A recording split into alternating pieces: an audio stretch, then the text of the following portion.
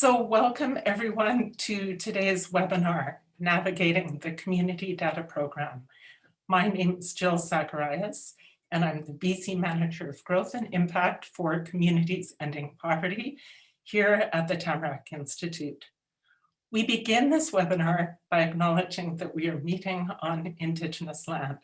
As settlers, we're grateful for the opportunity to meet and recognize the contributions and historic importance of Indigenous peoples. We affirm our collective commitment to make the promise and the challenge of truth and reconciliation real in our communities. I am calling in from the unceded territories of the Sasanites, Secwepemc, Ktunaxa, and Sault's people. I've recently learned that the Ktunaxa call this area the land of the chickadees, and it was part of their creation story. For the Secwepemc people, it was part of their regular seasonal use, and they have names for landmarks in this area. For the Syilx Okanagan, the high country was a place of healing and spiritual connection. For the Sinixt people, the Revelstoke area in British Columbia, as it is now known colonially, was part of their homeland. Yet, since 1896, when the Sinixt people were proclaimed extinct by the colonial government, it has been illegal to come from the US to practice their culture. It was only in April of last year that the Supreme Court of Canada ruled that the Sinixt Indigenous nation was not extinct, and the decision constitutionally protected Indigenous rights to hunt in their ancestral territory north of the border. Locally, it was only in October of last year that the Zay of Revelstoke supported a motion to include the Sinixt people in their consultation processes. The first people who knew and stewarded this land from time immemorial were integral to the story of the inland temperate rainforest and surrounding mountain ranges. It is an area extremely rich in food from natural sources, from wild ginger, berries, and mushrooms to salmon. Surrounded by high mountains, living here even now, you cannot help but feel a strong sense of place and be reminded that we are all stewards of the land for future generations. Every day, I feel honored to reside here and call it home. I'm really excited to introduce our topic today. I'm kind of a data geek, but one of the most important aspects of working on collaborative community initiatives is assessment and evaluation. Yet, as we all know, it can be challenging to access data that is locally specific and relevant. The Community Data Program has been around for a while, but learning how to navigate it is important in order to make the best use of this wonderful resource. I'm very excited to welcome and introduce our speakers today. Sasha is the Training and Capacity Building Coordinator for the Community Data Program and supports communications and networking activities, data visualization and analysis, and knowledge sharing initiatives. Sasha holds a master's of planning from Dalhousie University and has a background in sustainable development, housing, and environmental planning. Mike has worked as a program coordinator and analyst for the Community Data Program for the past 8 years.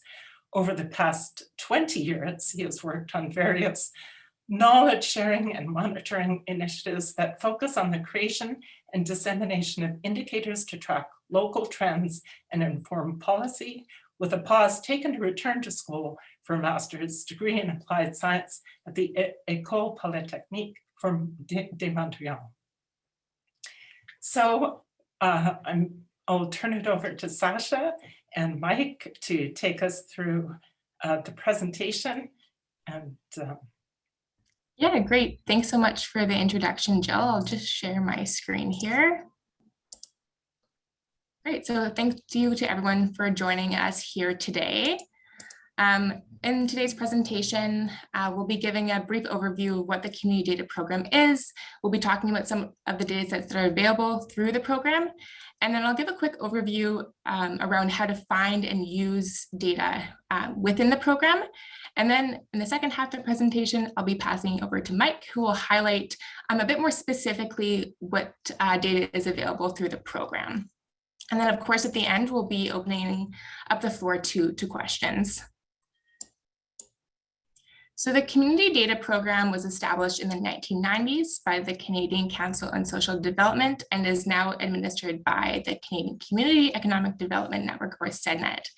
It was originally initiated to track poverty at the local community scale and has always had a focus on acquiring data for small area geographies from Statistics Canada, as well as other data sources such as CMHC at the small local level.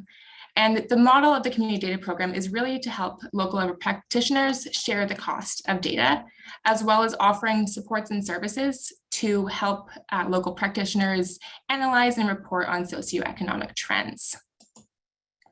So the Community Data Program is delivered through three main priority areas. The first one, of course, being data. So through the Community Data Program catalog, we offer direct access to web-based customized community data. We also offer a range of capacity building services, recognizing that practitioners all have a range of different skill levels and capabilities around data. And so part of our program is enabling practitioners to make better use of data through different tools, training materials, and web-based resources. And then because the Community Data Program is a national network, we're able to offer a series of networking sessions that enable practitioners to come together to discuss data issues and identify priorities around data access. And so an example is that last year we ran a CMHC funded solutions lab, which was an opportunity for practitioners from across the country to come together and talk about housing data. So how is the Community Data Program structured? So as I said, we're a national network and we're made up of a series of different data consortia. And so across the country, we have over 30 different data consortium, which house different member organizations. So if all the consortium are place-based, so within a specific geographic area, if you're an organization such as a municipality or a nonprofit with a social mandate, you're eligible for membership within the Community Data Program. And once your organization is registered with the Community Data Program, individuals are able to create user accounts. And so across the country, we have over 2,000 different unique registered individuals who are able to go into the catalog and access data products, as well as a suite of other resources and capacity building initiatives that the Community Data Program offers. So as I said, the Community Data Program is a national network. We have nearly 100% coverage from across the country, and we're always looking to expand. So if you're not in a consortium region, you're always welcome to get a consortium off the ground. Some examples of member organizations are school boards, municipal and provincial governments, community health centers, local health authorities. There's really a whole range of different organizations that are able to make use of the Community Data Program and the data we offer. So how are membership fees structured? So with the consortium model, it is a way for member organizations to access data at a reduced cost. So the consortium fee structure is based on population. So the larger the population, the larger the fee, but this structure enables small population centers to join on for less cost. So it makes it accessible for practitioners across the country to join on to the Community Data Program. With that, the consortium lead, so a lead organization, covers the cost of the consortium, but is able to develop its own model for recovering costs. So for example, some leads cover all of the consortium fee, whereas others offer a cost share between the consortium lead and a member organization. So it's really up to the lead to how they want to structure their consortium. And then in addition to that, when a member organization wishes to join on, there's a $125 annual fee that entitles the organization to create an unlimited number of user accounts. So any individual within that organization can, again, go into the community data program and access the data products. So why do we have this model? So previously, the community data program was funded by the federal government, but this funding was pulled. And the consortium model allows the community data program to be financially independent and continue to consistently purchase data, provide services, offer support, and grow the program. So now turning towards what data sets are available through the program. So broadly speaking, these are several of the themes that the community data program acquires data. So ranging from health, housing, income and finances, demographics, really a whole range of themes that local practitioners are interested in seeing. And so I already kind of hinted at this, but really the core of the community data program is neighborhood level community data. So this is data that is available at either the DA or CT, so census tract or dissemination area level, and at minimum at the census division or census subdivision level. So always at the subprovincial level, recognizing that that's the data that's most useful for local practitioners. And we acquire a lot of our data from Statistics Canada, so the census, as well as other data products that Mike will highlight later in our presentation today, but really a whole range of tables, including custom cross tabulations and target group profiles, recognizing that what Statistics Canada makes publicly available is really just a small sliver of what can be done with the census data. So through the community data program, we're able to offer a whole range of customized tables that really reflect the needs of community practitioners. And then with that, the boundaries that Statistics Canada creates and defines through the census don't often align with how communities understand their local boundaries. And so through the community data program, we're able to create custom boundaries. So census data that's specifically reflects a geographic boundary that's defined by the local community. So an example of that would be like a school board district. And then in addition to that, through the community data program, we do offer and make it easier for practitioners to find links to open data, recognizing that it can definitely be difficult to sort through Statistics Canada's website, CMHC's website, all these large data providers. We try and facilitate access to data, and so it's really the one-stop shop for practitioners. And then the data is available in a range of formats, ranging from IBT tables to Excel to Tableau, which I'll just quickly go through what that all means in the next couple of slides.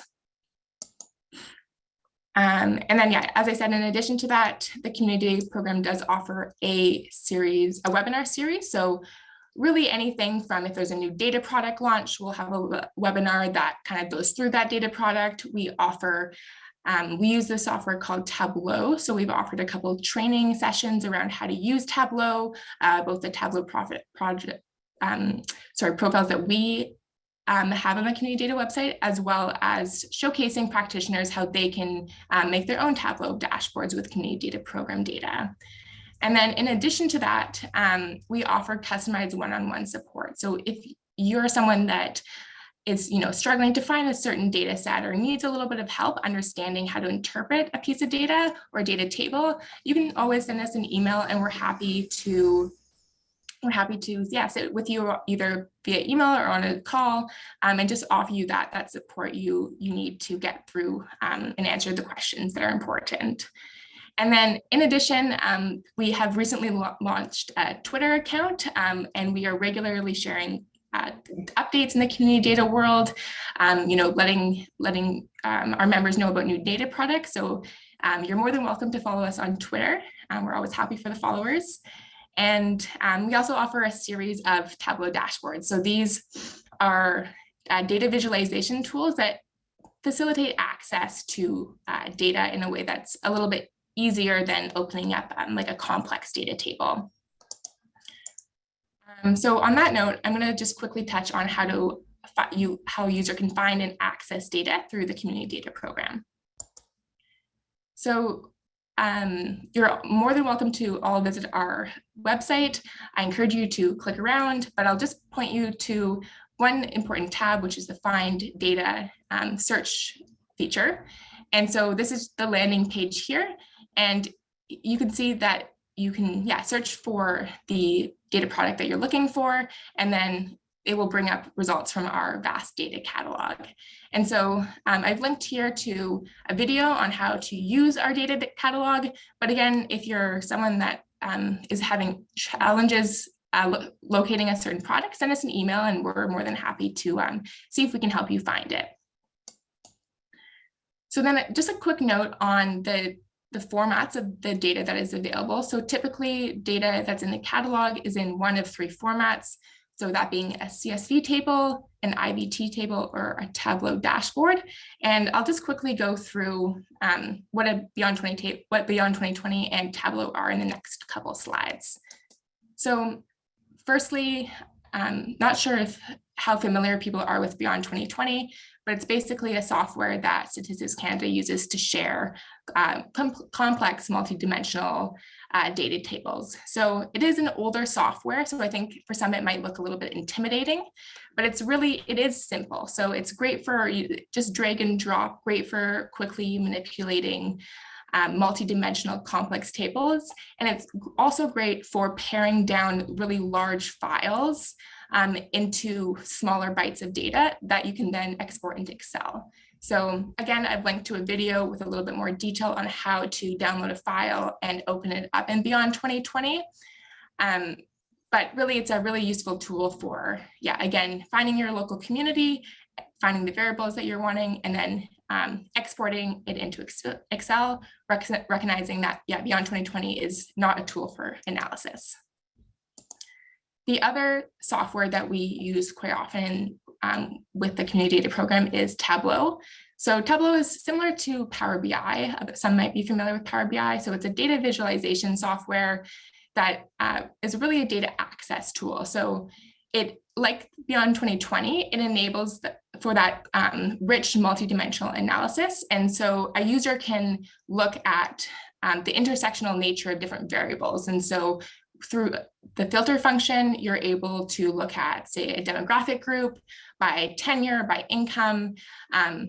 Really, like you can really drill down to that specific data point. And the graphics make it really user-friendly. And so through the community data program, we offer a range of different Tableau products where one of our colleagues works to take the more complex IVT table and distill it down into these visualizations that are really easy for practitioners to go in and just quickly grab that data point that you're looking for. And so I will highlight that something that practitioners we do get feedback on is that you do need often IT permission to download Tableau, but once you have the software on your computer, it's a really powerful tool for accessing some of the community data program's data. And then with that, we do offer a range of different dashboards. And so I'll just flip to the next slide here. So really aimed at different skill levels. So for example, the community recovery dashboard, so much rich data in there. It's a sort of draws from the census, labor force survey, and has a huge range of different variables. But it is, you kind of need to know what you're looking for. And I would say it's for someone with more, a little bit more capability. And then we have something like what I just showed in the previous slide is part of our census dashboard series. And so that's intended to be very simple, straightforward. If you just need a couple quick statistics about your community, that's a really great tool for being able to bring in that data. And then something in the middle is this year through the community data program, we're launching a housing dashboard. And so this again is integrating data from a number of different sources, including the census and some CMHG tables, into one dashboard, which will enable practitioners to understand housing better. And so we're structuring this around some indicators, which is a tool for practitioners to be able to understand housing in their community, again, without having to actually open up a more complex table. And then, I encourage all of you to browse the full catalog through the Community Data Program website. So now with that, I'll pass that over to Mike. He is going to be talking a little bit more specifically about some of the data tables that are available through the community data program. So yeah, with that, over to you, Mike. Thanks, Sasha.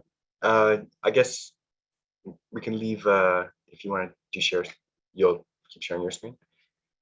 Yeah, I can do that.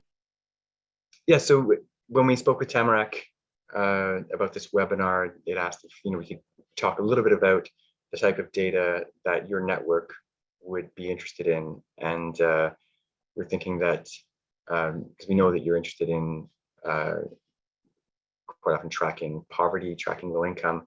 And as the community data program actually did work for Tamarack a while ago, providing data for the city's reducing poverty initiative, a lot of it from tax filer data, which I can talk a little bit about later.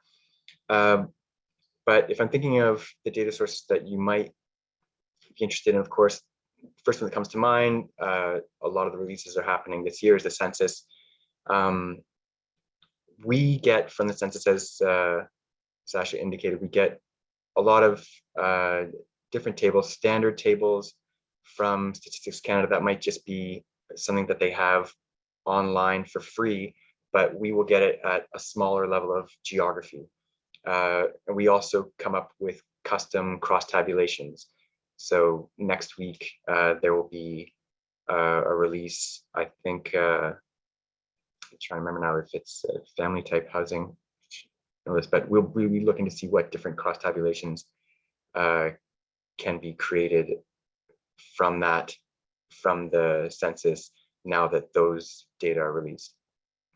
Sasha also touched on this, that we do it, sorry, if I'll just, we do get the data at the pretty much all of their standard geographies, but we will order custom geographies for our members as well.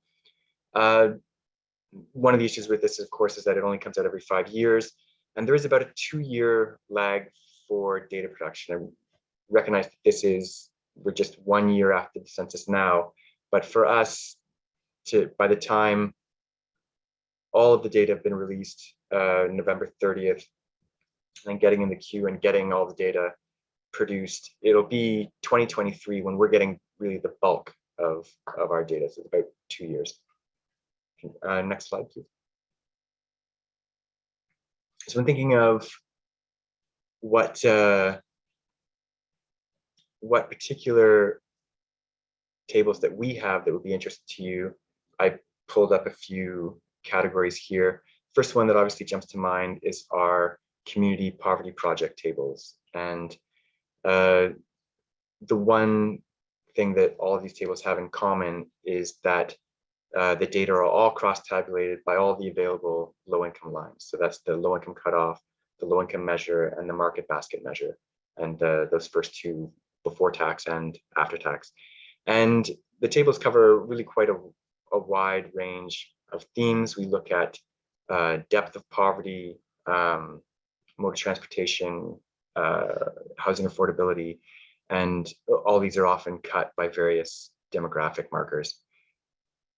Core housing needs seem to be something I think that your group would probably be interested in, particularly with the housing crisis that seems to be hitting all across the country, looking at households that fail to meet either an affordability, a suitability, or adequacy requirement. So that's related to how much of your income you're spending on housing, whether your dwelling is large enough for your household, and the state of housing if it needs repairs, and whether your household, if you fail one of those criteria and your household is also not able to afford rental housing in your neighborhood, then you're considered to be in core housing need.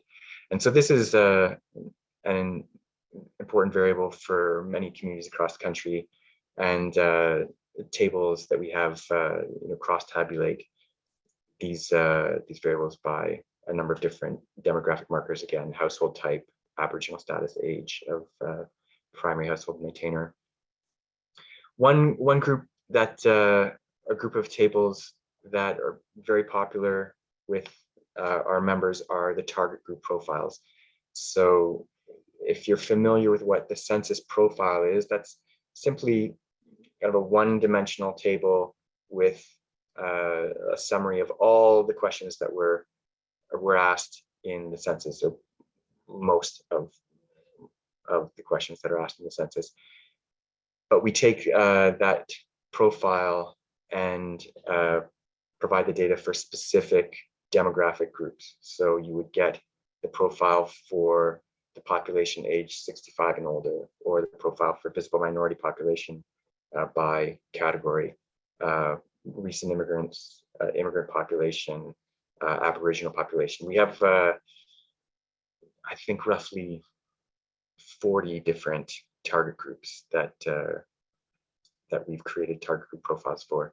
So these are of interest if you're interested in tracking poverty or low income. That we do have target group profiles for the low income population, or the population with income below the MBM or the after tax low income measure. But all the other target group profiles have a stub in there that points to income and low income. So you can, it's another way to cross tabulate a certain demographic category by income or low income. And then, you know, I just threw together, you know, just what we call various data tables on topics that would be of interest if you're interested in tracking poverty, low income, and some of the causes to that, where tables looking at household and personal and family income or sources of income, shelter costs, housing affordability, all of this might point to some of the things that you're interested in. So, next slide, please. So the T1 family file or tax filer data, this is the data that we provided to Tamarack a number of years ago. It's particularly of interest to members and to many people wanting to track income trends or trends in low income, because it is annual, and it comes out 2 years after the data are collected. So this year, towards the end of summer, we'll be getting 2020 data, which I think is going to be of interest to a lot of people for obvious reasons. It does have some challenges associated with it. It's based on primarily on postal geographies. They're taking your postal code that you submit with your T1 file and placing you into their postal geography hierarchy. So you would have, we've got data with forward sortation areas. That's the first 3 digits of your postal code. What they call postal cities, which can be considered maybe a reasonable proxy for a census subdivision for a municipality, but it's not always clear. This is one of the frustrations with dealing with this data source, is that postal geography is it's not very clear always what you're dealing with. I've spoken with StatsCan recently about this, trying to get definitions on some of these concepts, and they don't really exist right now in a comprehensive sense. Rural postal codes, rural communities all exist as a postal geography, but they do have some census geographies in there, which may align with geographies that you're interested in. So these are census divisions, CMA, CA, and census tract are all in there. And now census subdivision, so the municipality, is a standard geography in the T1 family file, but you have to be careful when you're using it. It has some accuracy issues because all of this is being converted, again, from postal code geographies. And in smaller communities, that can be quite inaccurate to take a postal code and try to recreate a census subdivision. So there are ways to check and see whether you should be using CSD data with tax filer, CSD geographies with tax filer data. But yeah, you should, just to say, you should be careful. So the next slide, I think can show some examples of data sets that we have from the T1 family file. So you can look at these first three tables, I think are what most people are interested in, and they have you know, a wide range of variables: counts, age, income for tax filers, counts of dependents, and counts and income for families by different types. So your couple families with children by number of children, lone parent family, looking at sources of income and low income status. Those first three are the big set of standard tables. And we do get custom tabulations.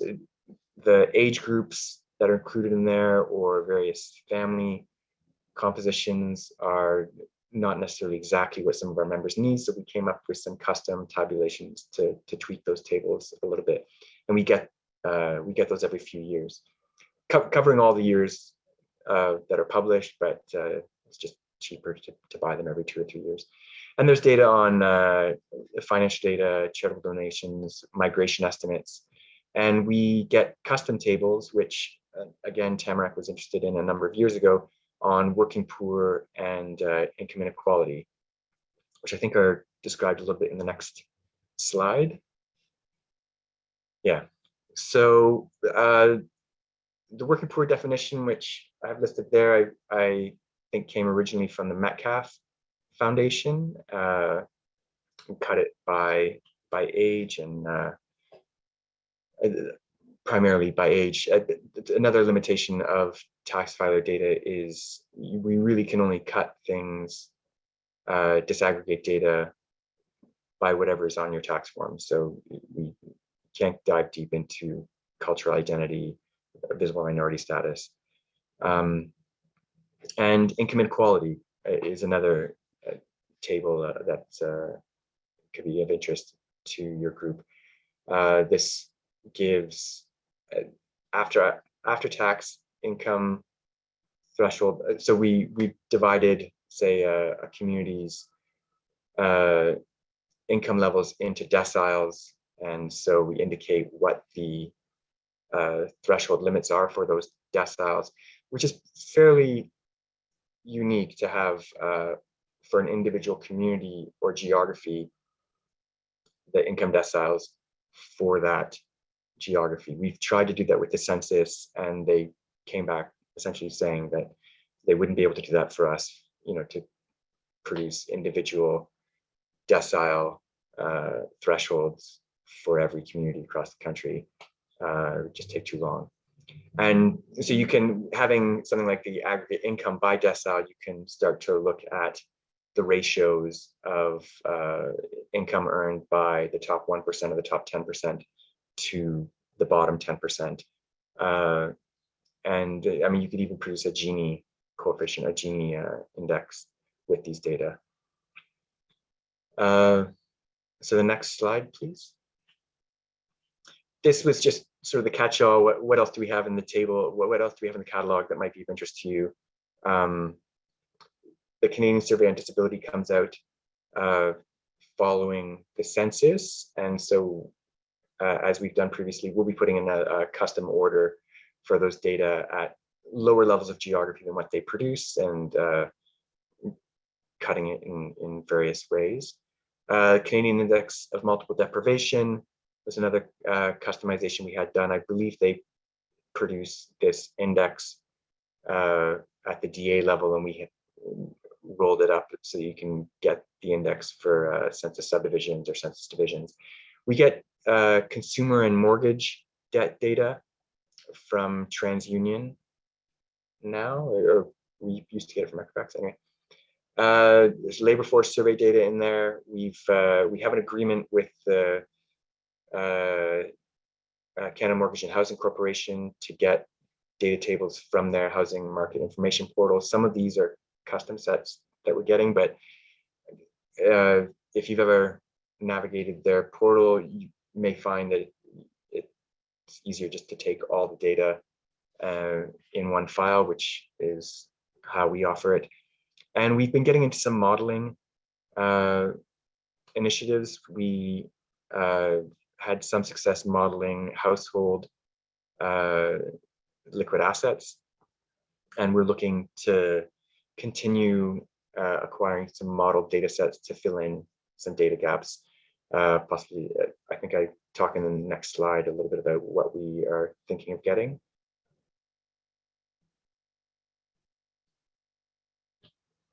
Yeah, so we are looking in discussions with Statistics Canada about modeling disability data with the housing stock. The working poor table that we have from the T1 family file, we are on the verge of getting the 2016 census version, which would allow us to cross-tabulate working poor by a lot of other variables that aren't available in the T1 family file. And yes, this is 2016 data that we're getting now. So we just continue to get data from the last census up until the point where they switch gears and can start giving us stuff from 2021. We have, I'm looking now to get data from IRCC on permanent residents and seeing what we can get on temporary residents. This is another data source of interest. It's still not clear what we'll be getting, but it looks like we could get some data from the Longitudinal Administrative Data Bank. So that would let us, this could potentially be of interest to your network, just in that it allows you to track income mobility and low income mobility. People, how long do people spend in low income in a given geography? Various trends in low income mobility. And we're looking to get administrative health data at community levels. And of course, the census, 2021 census, will probably replicating a lot of our 2016 order, but maybe shuffling priorities around a little bit, making some tweaks and improvements. And there's new dimensions, new variables that that we'll be working into our order as well. Was that? I think that's me done. Yeah. Thank you so much, Michael and Sasha. That was wonderful. It's, you know, it's really complicated. We've had a few questions come up just around how, you know, they're just around how geographically, how far can you drill down? And, you know, because as I mentioned previously, it's just been really tough for you know, small, rural, and remote communities to access data. But it's my understanding that it's at the postal code level.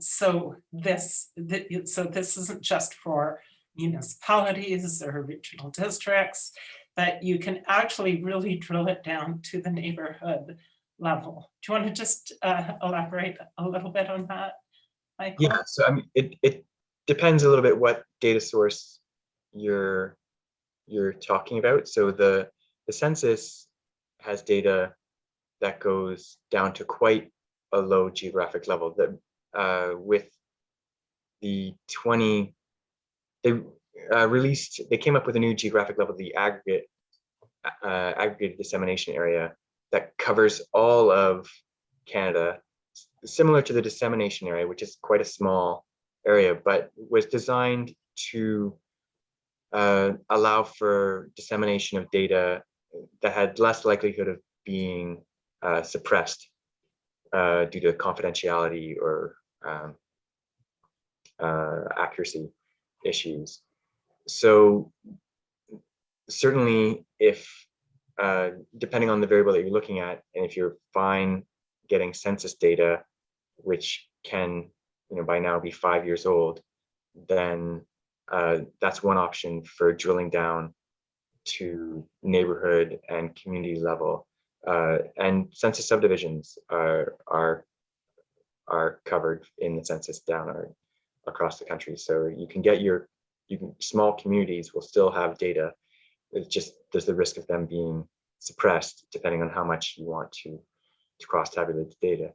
But if you want annual data, your best, and at small levels of geography, your best option are data from tax filer.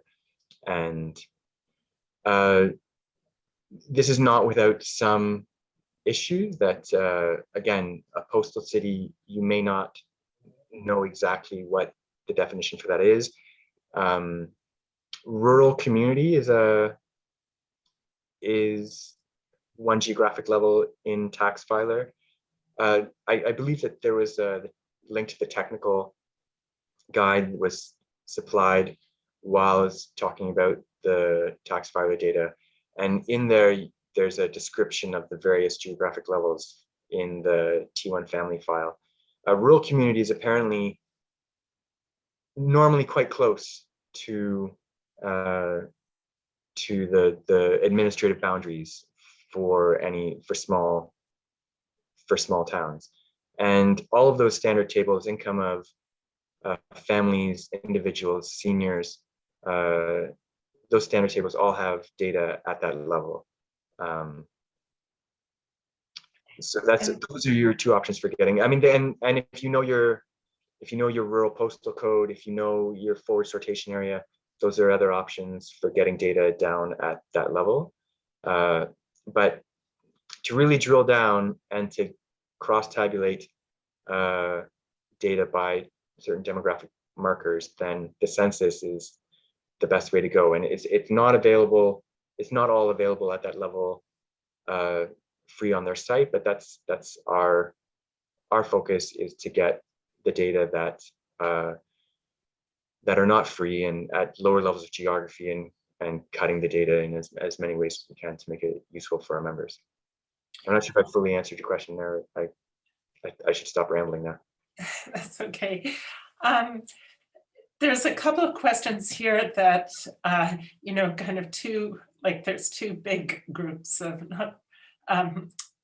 folks in Canada that, we just always have a real hard time getting accurate data sets on. One is people who don't file their taxes, and the other is people who have Indigenous identity. So can you, I know that if you depend on the tax filing data, what about the folks who don't file their taxes? And does the census data actually capture that population? And as well, we're looking at a real gap in terms of tracking Indigenous people in Canada as well. Yeah, with tax filer data, I mean, the unfortunate answer is that if they're not filing their taxes, then you're not capturing that population. But does the census capture some of that? The census will capture whatever they can. The census takes their income data from tax filer records now, so they won't get that data from them, but they will get all the other questions that they've asked, and they do try to impute missing data values. So trying to determine, they'll come up with some average value for people in this area based on what they have. And, I don't think that I can speak so well to how accurate that is, but that's as I think as good as it gets there. And the census is, of course, also it doesn't cover Indigenous communities so well. You'll see the category in census tables, IRI, Indian reservation, will quite often be blank and have suppressed data, which is unfortunate. I do believe that they are making progress on this front, and the updated Indigenous identity categories were developed in collaboration with various communities, and are going to be a little bit more detailed. There's hope that could provide more data for these communities, but again, that will continue to be a problem. Thanks for that, Mike. So we had question earlier that was submitted just about the existing opportunities for the CDP to link with other systems within the broader health and social services sector. And this has been echoed with a question around the application to healthcare. So what about like the social determinants of health and health related information? Well, a lot of the data that we have, point to can be used to create indicators that are social determinants of health, income, cultural identity. So, I mean, I think again, the needs for linking those two domains will depend on the specific, vary quite widely from user to user, but we do have a wide range of data that cover most of the social determinants of health. And then for looking at healthcare data, that is a priority of ours to acquire administrative data at the community level. And we've recently been in talks with Kai and health. I want to make sure I get the Health Data Research Network Canada, I think is their name, to try to acquire some of that data for our members. Great, thanks so much. Just another question. Have you kind of had any conversations with Service Canada about accessing data on, again, on people who don't file taxes? No, we haven't. My experience trying to get in touch with people at Service Canada to give us data hasn't always. Anyway, I'll say no. The answer is okay. The answer is no. Great. So one last question, just to kind of wrap it up here in a really general way. What really is the best? When is it best to use the community data program? What's the best use of your information? It's so, I mean, it's hard to, it is very general, and we try, I mean, it's going to sound quite like a cop-out, but I mean, we don't necessarily try to, we do try to respond to specific needs, but we also recognize that we are not going to know all the needs of all our members, and we try, to just have a shotgun, try to get as much as we can that'll be as useful to the maximum number of members. So when to use it, I mean, we've got members that are using it for policy and program development. There's a lot of just ad hoc, grant applications, just ad hoc, like requests from municipalities I'd like to know what's the rate of this in my town. I need it for this application. But what we're focused on are community level trends, tracking community level trends, mostly dealing with social policy and social program development, but economic development. A lot of our data goes to council meetings to answer questions. It's really quite a wide range. Thanks so much. Sasha and Michelle, do you have anything to add before we jump off? No, I just wanted to thank Mike and Sasha and Tamarack for hosting us. I mean, these are the kinds of questions that we love to receive, and some of them involve really technical answers. So I'm glad to see we haven't lost everybody on some very technical information about data, and we can go even deeper than this. So, but thanks for your hosting, and Mike and Sasha for delivering, and for all of you for showing up. Great, thanks so much. They did ask. They asked for some technical information on this. It wasn't just me. Yeah. Going on. Sasha, any last words? Yeah, again, just thanks again to Tamarack and to you, Jill, and everyone else from the Institute for hosting us today. And yeah, as Mike and both Michelle said, if anyone does have questions around using data, we love talking about it. And so feel free, I think our contact information was put in the chat, so feel free to get in touch. Thanks so much, both of you. And I just, from Tamarack's perspective, we see data as being so critical, right? Because you need to create kind of baseline indicators that you can then track over time to really do that deep analysis of the effectiveness, like first of all, where to target your strategies and mitigation efforts and intervention efforts. And then also to assess just the effectiveness of your response and and rolling out these strategies over time. What is working? What's not working? What are we missing? And we look to, if our ultimate goal is to end poverty in Canada, then we want to see the numbers trending down. So yeah, many, many thanks to the team at the Community Data Program for this great presentation today. Really appreciate it. And I'll just, Ludi, if you just want to share your screen again, I'll just wrap up with a couple of things at the end here.